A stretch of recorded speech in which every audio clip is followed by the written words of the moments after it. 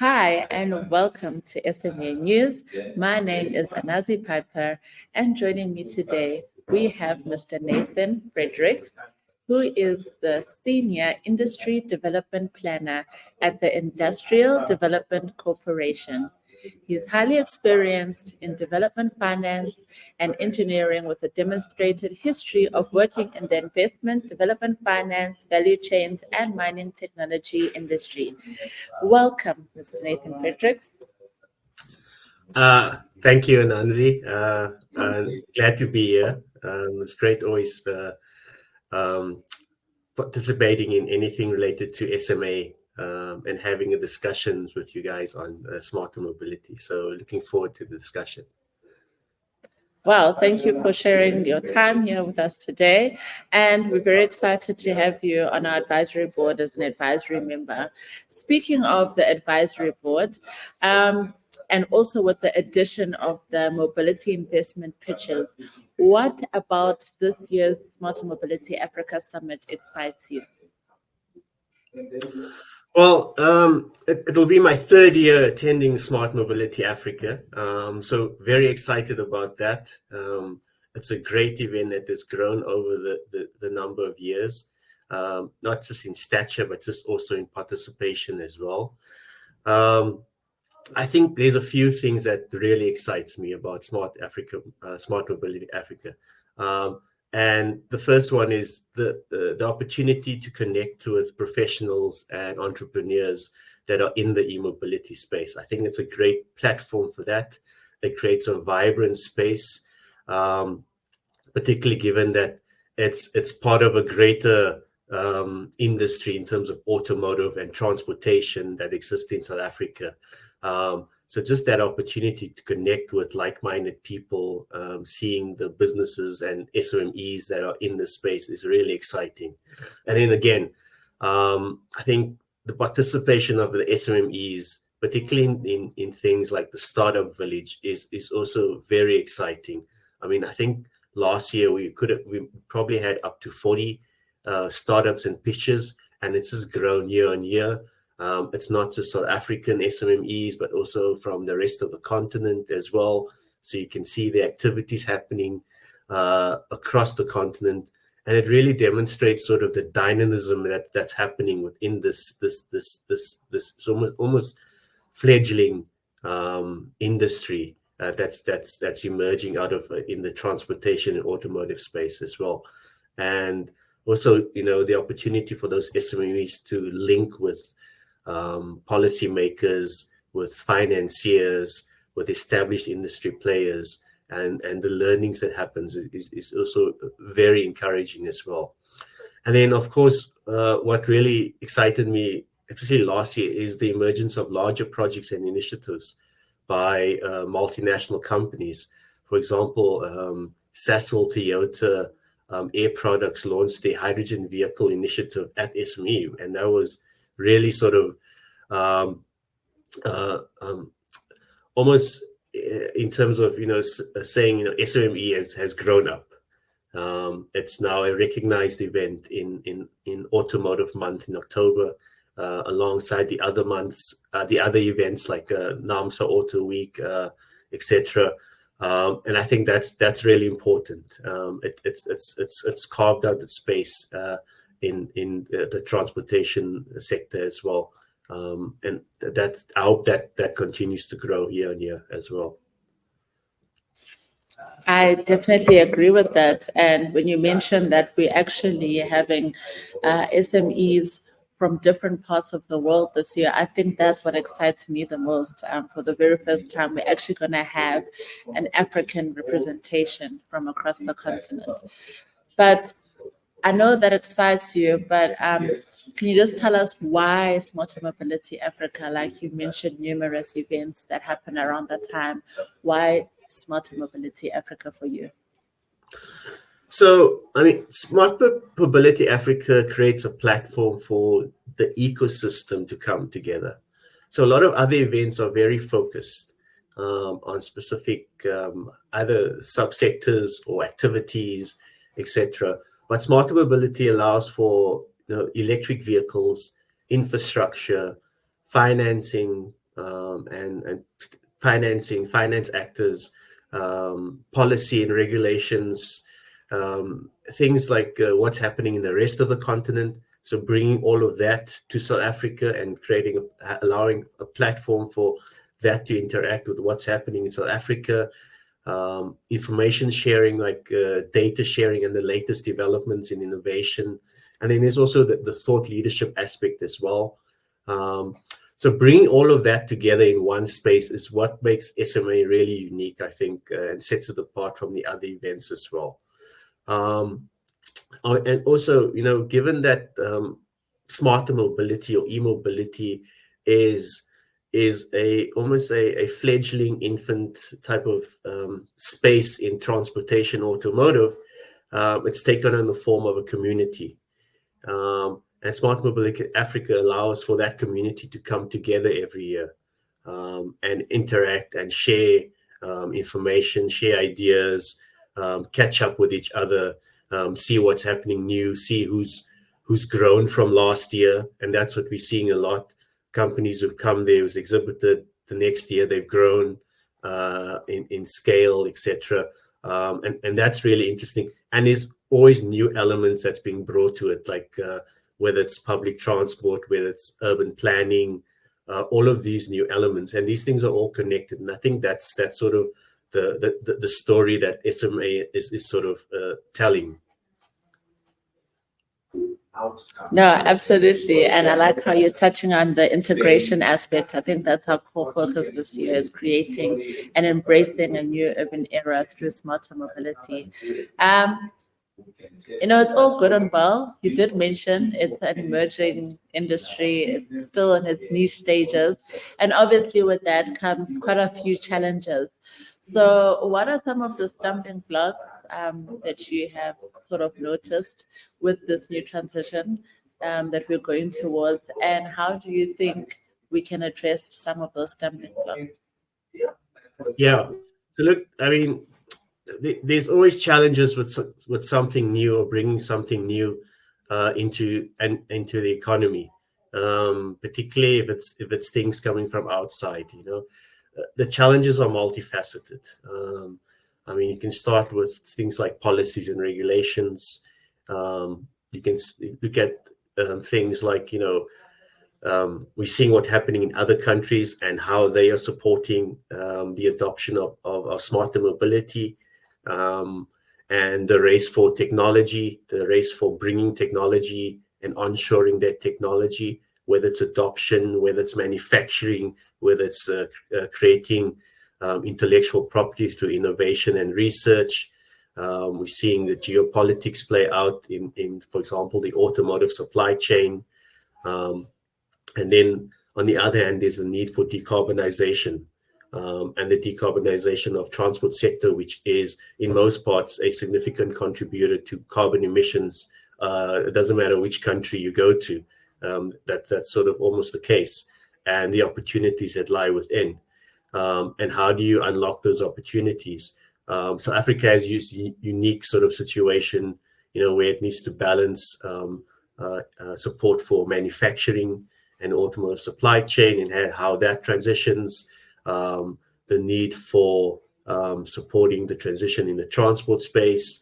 There's an SME element to it, and how do you support SMEs?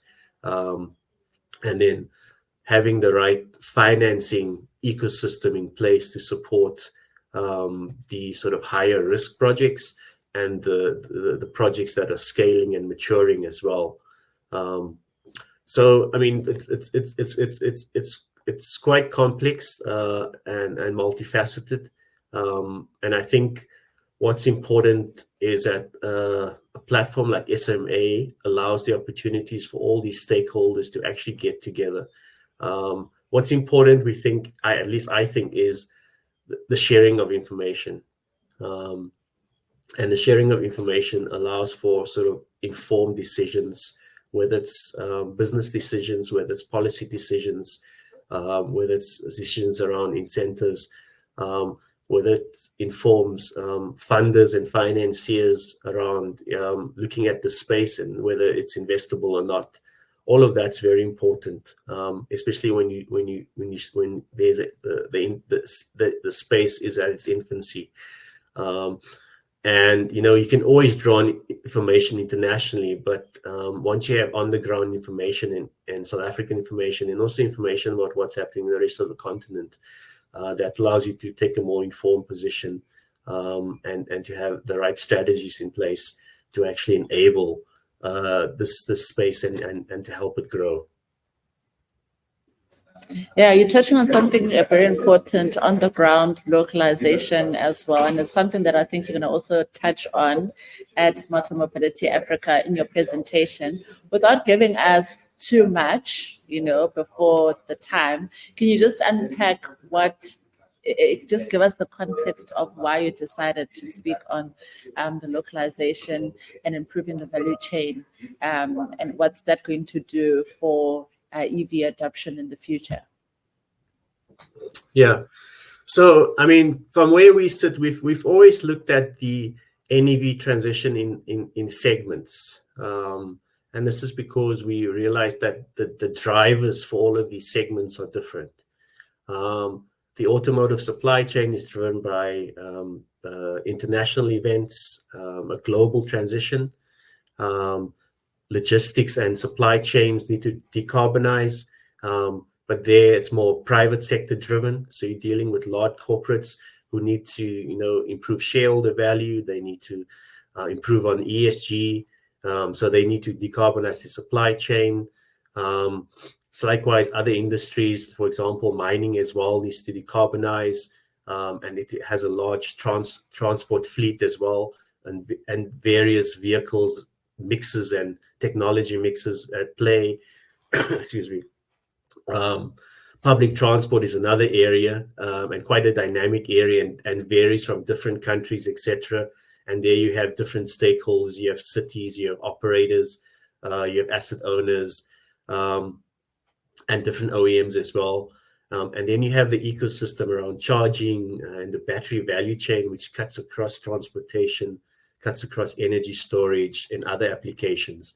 So looking at all of this in a segmented way, you essentially see where the opportunities lie from an investment perspective, where what we call low-hanging fruit, where are the medium and long-term opportunities, and then where's the opportunities for value creation. An example of that is localizing components, etc., which we do quite well in the auto sector. From our perspective, a lot of work's been done on the auto sector and passenger cars. Not too much work has been done on the other use cases, whether it's last mile logistics, long-haul logistics, whether it's mining, whether it's public transport. And then within those segments, where are the opportunities for investments? Who are the SMMEs in that space, not just in South Africa, but outside of South Africa? Where are the opportunities to link this fledgling segments with established automotive industry and our established component manufacturing industry as well? And how can we create that linkages? Where are the gaps in terms of infrastructure? And then where are the gaps in terms of financing, etc. So trying to, and then also doing that for South Africa, because there's a lot of global studies that look at these things, and you can look at that, but what is the reality on the ground, and what are the practicalities that we have to look at and we have to try to address, and ultimately, in the end of the day, what are the opportunities that can come out of this sort of study and the data, so that it's data driven, and opportunities also data driven as well, so we can actually create opportunities for investment, scaling, and value creation. So that's in a nutshell what we are trying to do with the study we undertake, and then hopefully share the findings and results from the study at the SMA this year. Wow, I'm so excited for it, and I really, really cannot wait to, get the little nuggets out of your presentation. And data is key. Obviously, you'd think with us having the minerals, would be using them to our benefit. But yeah, you've also played a huge role in just like guiding me through some of the industry trends and what's happening and the front players. So in your opinion, I'm going to put a spotlight on you now and ask you, who do you think is leading the charge, whether it's an organization or an individual? I think, definitely in South Africa, there are a few standout SMEs that have done really well for the likes of Heavy Electric, Alternative, Green Riders, Mellow Vans, who have really sort of pioneered this, have been around for a long time as well. There are also other newer companies like Zimmy Charge, for example, and of course Grid Cars as well, and likes of Rubicon have done an amazing job in terms of infrastructure. So there are definitely SMEs that have really sort of essentially started becoming champions in this space in driving smarter mobility. I think an organization like Green Cape is also an organization that has done a lot of work in terms of sharing information and on a regular basis, and making sure that that information is available to everyone, and also demonstrating specific use cases, for example, buses, what the value proposition is. And we're seeing a lot of that coming through. I should mention the likes of Golden Arrow as well, which is also doing amazing work, and they've actually partnered with BYD in rolling out buses, electric buses in Cape Town as well. Some cities as well have also sort of gone ahead and pushed ahead with their strategies and implementation of decarbonizing transportation where they can. City of Cape Town, for example. And then there are some institutions like our sister institution, DBSA, which is quite excited about the green economy as well, and has created dedicated programs to assist cities to decarbonize their transportation systems. And that's also very encouraging as well. And then I think an organization like UILO, we cannot mention them. They are a national e-mobility program. They've been around for more than a decade. And they also do provide funding for early stage ventures. And a lot of the companies I've actually mentioned, some of them have received some seed funding from UILO at the very, very early stage of starting out. And I think that's something we can sort of commend. And then they definitely deserve recognition. So there are a few organizations, I think, that have really sort of pushed this. And I think with sort of the interest from the larger OEMs and as their plans come into play, there's a lot of new OEMs bringing vehicles to South Africa. So you'll start seeing the emergence of these sort of areas within mobility and transportation almost coming together. It's definitely only a matter of time before we see everyone fully transitioning. But for someone who's not in the space, how would you advise them to get into this sector? Well, I would encourage them to attend Smarter Mobility Africa or any other events. I think it's one of the better platforms. There's lots of other platforms as well, events, webinars, etc. I think getting involved and getting informed is sort of the starting point, and then starting to network with the various players is also a good starting point as well. There's a lot happening in South Africa, but there's also a lot happening in the rest of the continent, and often it's from a lower base. So if you're an entrepreneur, look at opportunities outside of South Africa, where your business model might get a bit more traction, and there's more opportunities there.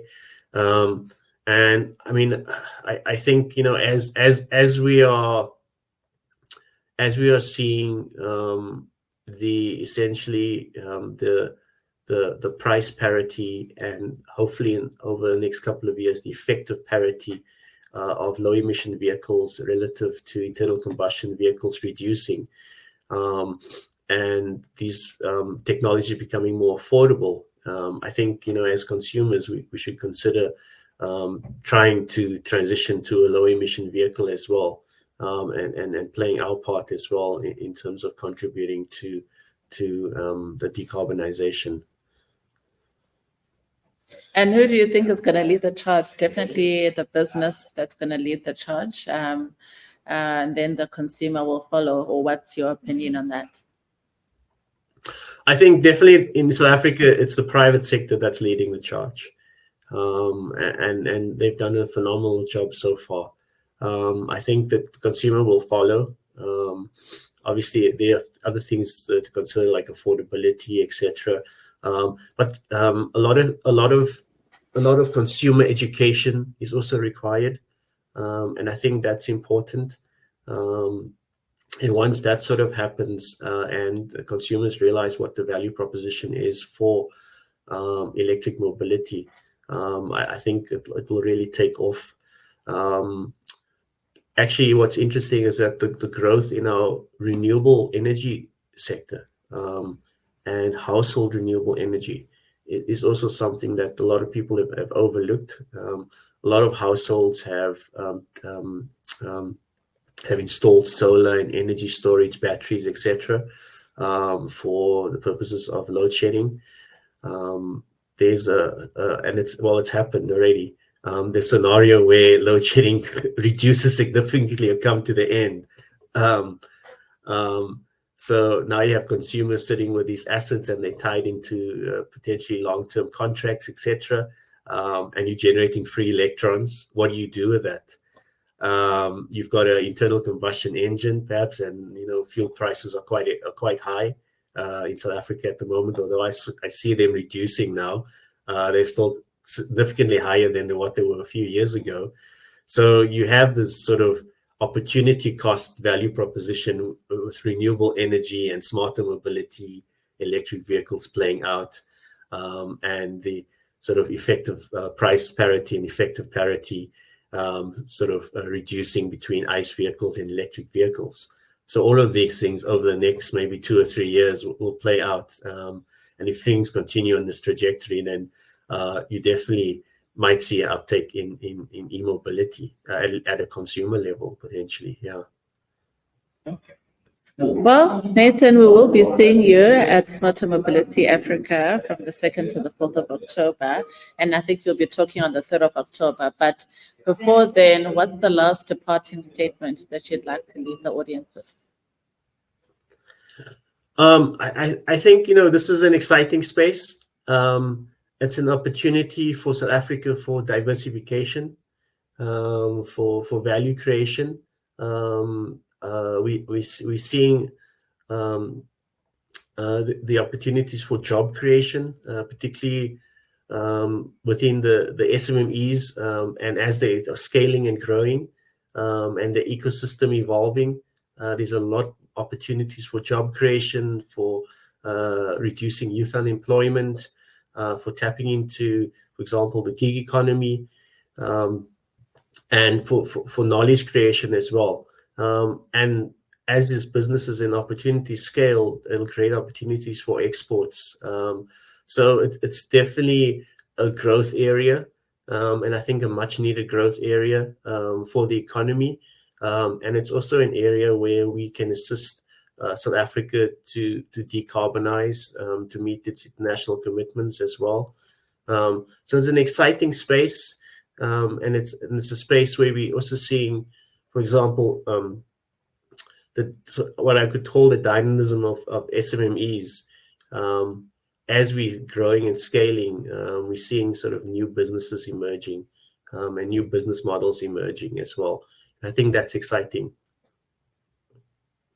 Definitely agree with you. In the 6 years that I've been in the industry, I've seen so much growth, and I'm actually, just as excited as you are about the future. So thank you so much for joining us again. That was Nathan Fredericks, the Senior Industry Development Planner from the IDC. And that's it from me.